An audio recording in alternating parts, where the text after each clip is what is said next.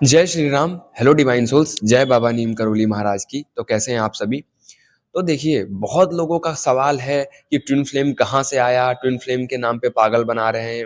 अब देखिए, twin flame का कहीं पे भी एंशिएंट स्क्रिप्चर्स में, कहीं पे भी पुराने वेद में, किसी चीज़ में भी, वेदास में, कहीं पे भी इसका कोई ज़िक्र नहीं किया गया है। सिर्फ़ एक ही ज़िक्र हुआ है, शिव शक्ति, अर्धनारीश्वर, राधा रानी, राधा कृष्ण, सीताराम। तो बेसिकली ये क्या चीज़ है? कहाँ से आया होगा? अब इसका जो हाइप बढ़ा है ना, वो 1990s के बाद से ज़्यादा शुरू हुआ है। 1990s के बाद में इसका जो हाइप है वो एकदम से बढ़ा दिया गया। अब ऐसा क्यों किया गया? इसके पीछे की क्या वजह थी? देखिए, जो फिलोसोफर्स थे हमारे, जो बहुत सारे फिलोसोफर्स रहे हैं, तो उन्होंने ये देखा कि 2 लोग जब मिल रहे हैं, तो मिलने के बाद जो उनके अंदर ऐसे घाव या ऐसे इमोशंस आप कह सकते हो, ऐसी फीलिंग्स जिन्होंने उन आज तक अपने जीवन में कभी नहीं देखा था। मान लीजिए आप 30 साल के हैं, अब 30 साल के बाद में आपके जीवन में कोई ऐसा पर्सन आता है, जो आपको वो फ़ील कराता है, जो चीज़ आपने कभी नहीं फ़ील करी है। तो उसको एक अलग नाम दे दिया गया। ट्विन मतलब 2 अलग-अलग लोग और फ्लेम मतलब एक ही स्पिरिट। एक ही स्पिरिट में जो एक ही आत्मा है, एक ही आत्मा की जो आप कह सकते हो फ्लेम, एक ही स्पिरिट, एक ही आत्मा के अंदर जो चीज़ें चल रही है, वो दोनों लोग फ़ील कर रहे हैं, एक-दूसरे को मिरर करके। एक-दूसरे को चेज़ और रन करके। बेसिकली चेज़ रन ये नहीं था, ये चेज़ रन तो ये धीरे-धीरे हो गया। अब जैसे-जैसे एवोल्यूशन हुआ, जैसे-जैसे मटेरियलिस्टिक वर्ल्ड में हम आगे बढ़ते गए, जैसे-जैसे हम दुनियावी चीज़ों में भटकते गए, वैसे-वैसे हम चेज़र और रनर ज़्यादा बन गए। क्योंकि अब हमें क्या था कि दोनों चीज़ों में बैलेंस करना था। हमें क्या करना था कि अपनी स्पिरिचुअल जो जर्नी थी, उसको भी बैलेंस करना था, प्लस मटेरियलिस्टिकली भी बैलेंस करनी थी। अब हमने क्या किया ना, हम बाहर की तरफ इतना ज़्यादा भाग गए कि अपनी तरफ आ ही नहीं पाते हैं। इसीलिए हम ज़्यादातर चेज़र बन गए। चेज़र रनर बनने के पीछे कोई खास कहानी नहीं थी। ये बस जो मटेरियलिस्टिक वर्ल्ड था ना, इसी ने हमें चेज़र और रनर बनाया। अब मान लीजिए कि हमें काम करना है अपने आत्मा पे, हमें मंत्र जाप करना है, हमें चैंटिंग करनी है, मंत्रों की चैंटिंग करनी है, हमें भक्ति करनी है।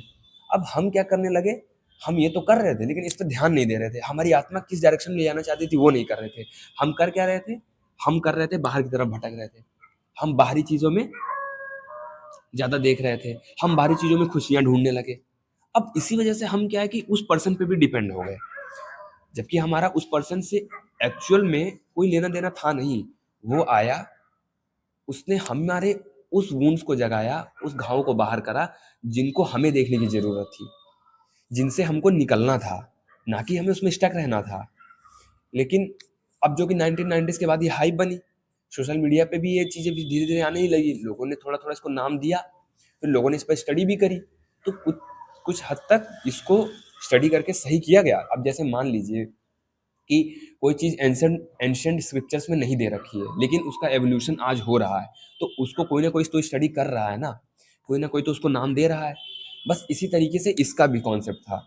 इसके कॉन्सेप्ट में जो लोगों ने नाम दिया, वैसे बहुत रेयर लोग रहे हैं।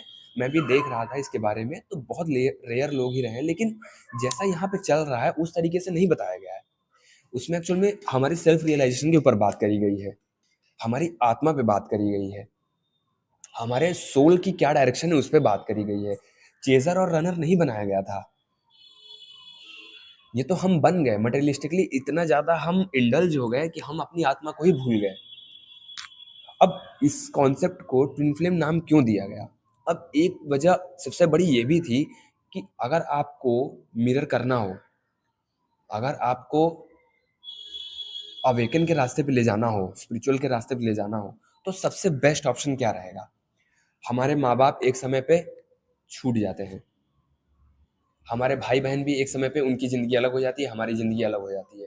हमारे माँ-बाप 20 साल तक, 22 साल तक हम साथ रहते हैं, उसके बाद हम पढ़ने बाहर निकल जाते हैं। तब क्या होता है, तब हमारी लाइफ़ में एक पार्टनर भेजा जाता है। अब वो तो ख़ैर यहाँ पे चल ही रहा है, हमें किसी न किसी से शादी करनी है या किसी न किसी से रिलेशनशिप बनाना है। तो उसपे क्या होता है कि वो जो पार्टनर है, उससे हम क्या करेंगे, एक डीप बॉन्ड शेयर करते हैं। एक डीप बॉन्ड शेयर करते हैं, जो बॉन्ड हम किसी और से शेयर ही नहीं कर सकते हैं। जैसे हमारी अंदर क्या चल रहा है, हमारी आत्मा में क्या चल रहा है, यहाँ तक कि हमारी माएँ हैं, वो हमारी चीज़ों को पूरा कर सकती हैं। लेकिन कहीं न कहीं वो जो कनेक्शन है ना, वो हमें बेसिकली मिरर कौन करेगा? जिससे ज़्यादा हम जितना डीप मोड में होंगे, अब बेसिकली देख लीजिए कि आप किसी और अन्य के साथ फिजिकल नहीं हो सकते हो, एक अपने पार्टनर के अलावा। तो इसीलिए पार्टनर के रूप में जब ये चीज़ आती है या कोई ऐसा पर्सन के रूप में आता है जो हमें वो फ़ील करा देता है, जिससे हम मतलब जिससे हम सिर्फ़ और सिर्फ़ आत्मिक रिएक्शन को नहीं फ़ील करते हैं, आत्मिक इमोशंस को नहीं फ़ील करते हैं, उसकी बजाय हम एक डीप इंटीमेसी को भी फ़ील करते हैं। एक डीप इंटीमेट वाली फीलिंग भी फ़ील करते हैं।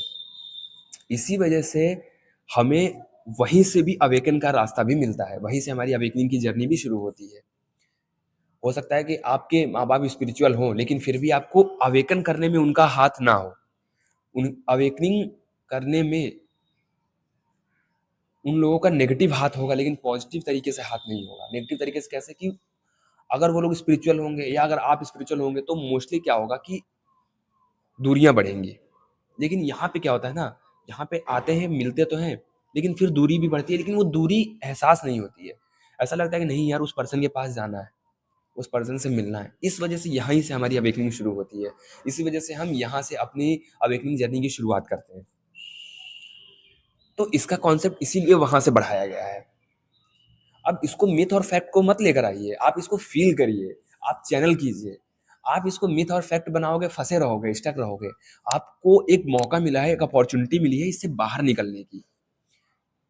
तो इससे आपको बाहर निकलना है। आप मिथ और फैक्ट में फँसे हुए हो, भाई वो हमारा पर्सन नहीं आ रहा है, कोई नहीं आएगा। खुद निकलो बाहर, खुद प्रभु से माँगो, प्रार्थना करो। आप प्रार्थना करते हो कि प्रभु मिले मिले क्यों नहीं? आप ये प्रार्थना नहीं कर रहे हो कि हमें निकाल दो। आप प्रार्थना पता है कैसे कर रहे हो? आप कर रहे हो कि उससे पीछा छूट जाए। भाई वो तुम्हें आया है वुंड्स अपन तुम्हारे बाहर निकालने के लिए, तुम्हें मिरर करने के लिए, तो वो बाहर निकलेगा तो तुम्हें मिरर कौन करेगा? और तो कोई आएगा नहीं। तो अगर उसी को तुम भगाना चाहोगे, अब या तो तुम लाना चाह रहे हो या तो भगाना चाह रहे हो, लेकिन बैलेंस नहीं कर पा रहे हो। जय श्री राम, जय बाबा नीम करोली महाराज की।